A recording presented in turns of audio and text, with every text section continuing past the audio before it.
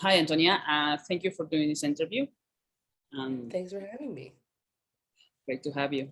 Can you introduce yourself? Then we'll go into it. Yeah, my name is Antonia Lawrence. I am the co-founder of Uplift Kitchen Toronto. Started in June of 2020, where we tackle or try our best to tackle any sort of food insecurity in Toronto and the GTA, specifically geared towards Black, Indigenous, and other racialized folks. Thank you. So this conversation is about best before dates and how they work in a nonprofit setting. So could you tell me what do you think about best before dates? Not just best before dates, like used by all those type of dates, labeling on products. Yeah. I've learned a lot. I will start with that. I've learned a lot about best before dates in my adulthood that I did not know as growing up as a child. And for the most part, I find them to be very misleading. um, they they give you the sense of finality, right? Like April 21st, 2022, that is it. Like you kind of feel like, especially when you're younger, you had the idea that whatever that thing was just going to like spontaneously combust. Like it was just going to be over at that point. Like can't eat it past that point. It's done. Throw it out. And it wasn't until I, was living on my own and had to really, fend for myself and buy my own groceries and do my own things, where I started to notice like if I left something for too long and I opened it and I'm like, oh, still good, but like cautiously, accessing those things. But yeah, best before dates definitely can be explained a lot better. That way there isn't so much waste. That's how Yes. I feel about those. Yeah, you're right. I think some best before dates are just like the best estimate of the producer for the high peak of quality and flavor. But beyond that, it's not like a dead sentence at the end of the. Yeah, and honestly, like when I was younger, I really thought like at that date, like like that's it, gotta throw it out. Even the day before, it's like nope, don't Yeah, touch totally it, great, get rid of but it, like it's garbage. If only I knew. so with that said, how best before dates play in your organization? Um, Yeah, so for the most part, we do a lot of cooked meals and produce, but we do get a lot of donated items like canned goods and bread and other things like that.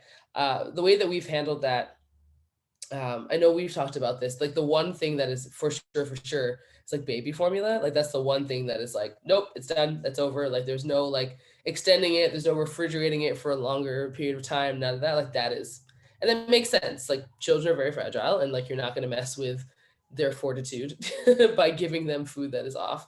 But yeah, we navigate that by giving our families and individuals information on what that's about, and I do credit a lot of that to you as well, because I was really happy that you implemented that with resource distribution so that I could also sit back and go, oh, I may have been doing this all wrong. So yeah, we do our best to inform our families of the longevity of the items that they're getting. A lot of times people message and be like, this bread expired on this date. And we're like, well, as long as it's refrigerated, you can freeze it, you can do that. Like, it'll go past that point. A lot of folks have found comfort in that because you never want to be in a position where you are like throwing out a bulk of things because you never got to them. Uh, yeah, so that's how we keep our families informed, by letting them know that like not everything is a final date, and that they can extend the lifetime of certain products. yeah, following with that, it's like sometimes there are things and they're like this have to expire, and you're like this have no expire. Like salt, sometimes like rock salt, it's like expired next year. It's like salt have been there for 1,000 years and it will continue being usable. It'll Even continue to be useful. Yeah.